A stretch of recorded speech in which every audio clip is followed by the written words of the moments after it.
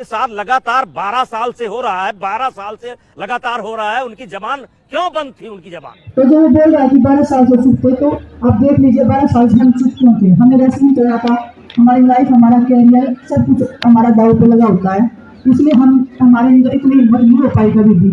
आज हम उस मुकाम पे पहुंच गए कि हाँ अभी तो इससे आगे तो मौत है। पहले कहते थे 100 बच्चों के साथ हुआ, अब कहते हैं 1000 बच्चों के साथ हुआ। क्या मैं शिलाजीत की रोटी खाता था रोज? वो बोल रहे कि अभी इन बच्चों को नेशनल करवाने को हमें बच्चों का नुकसान हो रहा है, बच्चे टूर्नामेंट नहीं खेल पा रहे हैं, तो वो बोल रहे मुझे फांसी पर लटका दो। तो मैं आपको बताना चाहता हूँ, उन्होंने अभी 2-3 साल से टूर्नामेंट चालू किया है, open ranking series. Open ranking series जब उन्होंने एक बच्चे के साथ 1025 रुपए उसका चार्ज है, उसमें अगर आप तो आपको 1025 रुपए देने पड़ेंगे। और उसके बावजूद बच्चा खुद ट्रेन की टिकट करवाता है, या वो फ्लाइट में जाता है, खुद होटल का करता है, खुद खाने का करता है, बच्चों को कोई सुविधा नहीं मिलती। और वो मैं उनसे पूछना चाहता हूँ कि वो पैसे जाते कहाँ जो बच्चे देते हैं। एक वजन में 200 बच्चे लड़ते हैं, तो 30 वजन है हमारे, 10 लड़कियों के, 10 ग्रीको रोमन के और 10 फ्री स्टाइल के। तो वो पैसे जाते कहाँ जब बच्चे खुद ही रहते हैं, अपने होटल को खुद कराते हैं, वो खाते भी खुद है वो, और उसके बाद वो टूर्नामेंट खेल के उधर वापिस आते, उस मेडल का कोई फायदा भी नहीं मिलता उन्हें। और रही बात बोला ओलंपिक के रूल बनाए थे हमने, इसलिए खिलाड़ी प्रदर्शन कर रहे हैं। पहले तो ये रूल के खिलाफ है ही नहीं, ये तो सेक्सुअल हरासमेंट के खिलाफ है। और रूल की अगर मैं बताऊँ आपको, तो उन्होंने रूल बनाया है ओलंपिक के लिए कि जो खिलाड़ी ओलंपिक के लिए क्वालिफाई करके आएगा, तो फेडरेशन का अगर मन करेगा ना तो उसकी ट्रायल होगी, बाकी सबकी ट्रायल नहीं होगी। तो ये तो उनके मन मर्जी रूल होगी ना, ये एक क्लियर रूल था कि भाई सभी की ट्रायल होगी। अगर 5 खिलाड़ी क्वालिफाई करके आते तो 5 की ट्रायल होगी। उन्होंने तो ये बोल दिया कि जिस फेडरेशन का मन करेगा ना कि भाई बजरंग की ट्रायल नहीं होनी चाहिए, बाकी 4 की ट्रायल होनी चाहिए, तो 4 की ट्रायल होगी, बजरंग की ट्रायल नहीं होगी। ये उनके न्याय के रूल है जो वो सवाल कर रहे हैं।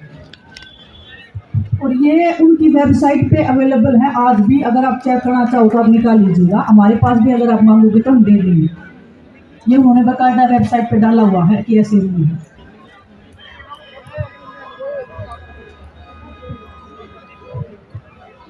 जैसे ये भी जैसे उनकी आईटी सेलेक्टिव हुई है और हमें सोशल मीडिया पे गलत कमेंट्स या जो भी है बदनाम करने की कोशिश कर रहे हैं, और वो खुद भी बोल रहे हैं कि हम मिलने जाते थे।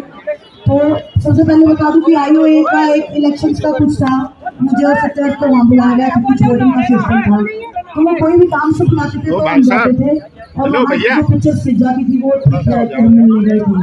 और विनेश का भी सवाल उठा रहे, विनेश को मतलब अब से लेके 2 साल हो गए ब्रिजभूषण से मिले हुए।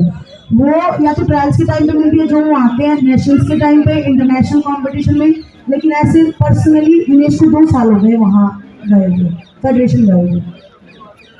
सारे उनके क्वेश्चन का आंसर है, जो वो कुछ भी बोल रहे हैं हमें हमारा मुद्दा भटकाने के लिए और हमें गलत साबित करने के लिए। वो बोल रहे हैं ना कि 10-15 दिन पहले वो मिले थे, विनेश अपने हस्बैंड के साथ आई थी, बजरंग अकेला आया था, बजरंग मिला था उनसे लास्ट टाइम सीनियर नेशनल हुआ था, संगीता की मैच थी, तभी नेशनल में ही उनसे मिला था। और मैं तो 2 साल से उनसे मिली ही नहीं। अगर किसी कंपटीशन में आ गए तो आगे, वो बोल रहे हैं कि रेसलिंग फेडरेशन में आए थे, मैं 2 साल हो गए रेसलिंग फेडरेशन में ब्रिजभूषण से मिली ही नहीं। 2 साल तो मैं मिनिमम बता रही हूँ। मेरे को तो लास्ट टाइम याद आ रहा है 2018 में जब मेरी शादी हुई थी, तब उन्होंने बुलाया था खुद कि आप आए हो, मेरे को कुछ पेपर साइन करवाने थे, तब उन्होंने बुलाया था, तब हम उनसे मिले थे। अदरवाइज मेरे हस्बैंड तो पहले और लास्ट टाइम कभी नहीं मिले थे।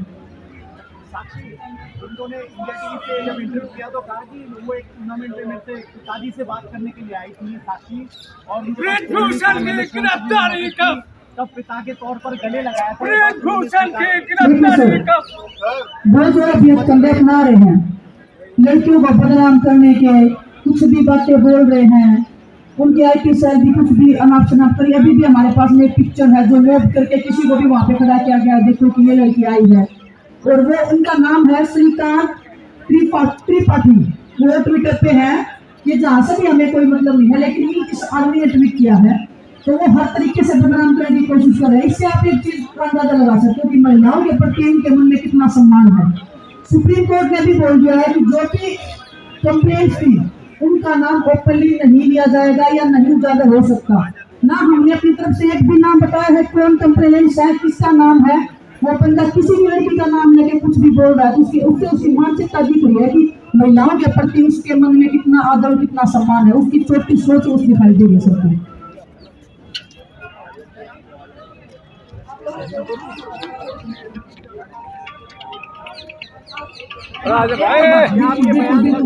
जी बिल्कुल।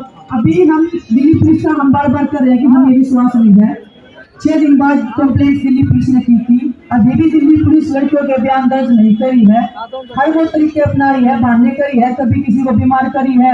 आज तो पूरे दिन से जवाब ही नहीं दे रहे हैं कि कब वो बयान दर्ज करेंगे और वो सब। तो दिल्ली पुलिस बिल्कुल अभी भी कोशिश करी है कि ये मामला जितना डिले हो सकता है, जितना इन खिलाड़ियों को तोड़ा जा सकता है मेंटली या फिजिकली, जो भी हम ब्रेक कर सकते हैं या लड़कियों को तोड़ सकते हैं पैसे से, पावर से, पोजीशन का इस्तेमाल करके, तो वो हर इतना टाइम उसको दे रही है कि वो अपना बचाव कर सके या हम पे दबाव बना सके, किसी भी खिलाड़ी पर दबाव बना के पीछे हटा सके। तो दिल्ली पुलिस का वही है कि वो अपना काम नहीं करी है अभी भी हम सुप्रीम कोर्ट के ही आस रहे हैं कि सुप्रीम कोर्ट शायद हमें इंसाफ दिलाए, शायद हम जिस चीज की लड़ाई लड़ रहे हैं, जिस मान सम्मान की लड़ाई लड़ रहे हैं वो हमें मिले। तो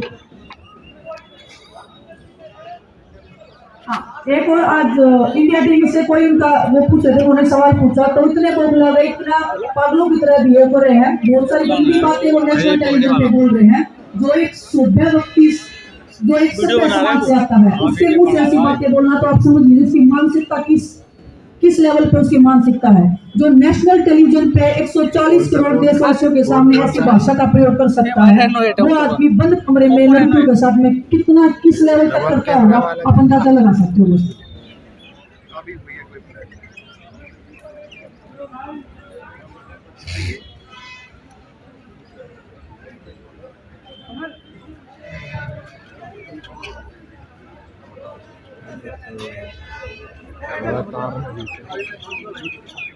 देखिए, माननीय सुप्रीम कोर्ट का हमें पूरा भरोसा है कि खिलाड़ियों के साथ न्याय होगा और वो अपने क्षेत्र में इसलिए बैठे, वो अपने मन माने पत्रकारों को बुलाते हैं, वो मेरे हिसाब से सवाल पूछे। जैसे आप बता रहे टीवी का था, इंडिया टीवी था, तो उनके शो से वो छोड़ के भाग गए क्योंकि उन्होंने सच्चाई के साथ सवाल पूछे। तो मैं मीडिया के माध्यम से भी यही बोलूँगा कि वो दिल्ली में आगे प्रेस कॉन्फ्रेंस करें और सभी मीडिया कर्मियों से जैसे इंडिया टीवी ने सवाल पूछे हैं ऐसे ही आप पूछिए। सच्चाई का सामना थोड़े समय में वो झूठ बोल सकते हैं, बार बार में वो झूठ नहीं बोल पाएंगे। तो बोल रहे ना कि खिलाड़ी बार बार में अपनी चीज़ें बदल रहे हैं, तो खिलाड़ी तो और भी बहुत सारे आएंगे। और वो बोल रहे थे ना कि पहलवान नहीं है, पहलवान नहीं है, तो 4 पहलवान है, पहलवान यहाँ बहुत है, सारे पहलवान एक साथ खड़े हैं। हम नहीं चाहते कि कोई भी खिलाड़ी की ट्रेनिंग खराब हो, क्योंकि सामने एशियन गेम्स है, ओलंपिक क्वालिफाई है। उनका मकसद ये नहीं कि मैं फांसी पर लटक जाऊंगा, कंपटीशन होने दो, या वो चीजें नहीं है।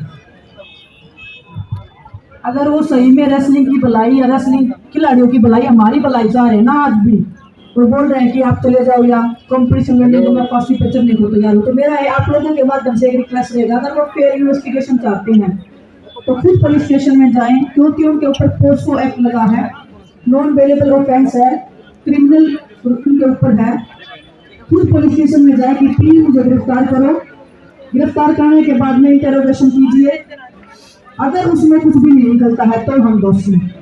लेकिन अगर वो चाहते हैं कि फिर इन्वेस्टिगेशन करें और वो हर तरीके से सहयोग देना चाहते हैं, तो हमारे माध्यम से ये सहयोग देना चाहते तो दे सकते हैं। उसके बाद में जो भी सच और झूठ निकल के आएगा वो तो पूरे देश के सामने होगा। लेकिन ये स्टार्टिंग से हमारी ये मांग है, हम हर दिन मांग नहीं बदल रहे हैं। फर्स्ट डे से हम यही बोल रहे हैं कि FIR हो, पहले FIR हो, उसके बाद में उनको गिरफ्तार करके इंटरोगेशन की जाए, उसके बाद में सुप्रीम कोर्ट मानेंगे, जो भी आदेश देगा, जो भी उनकी आगे की कार्रवाई होगी तो वो हमको मान्य होगी। धन्यवाद।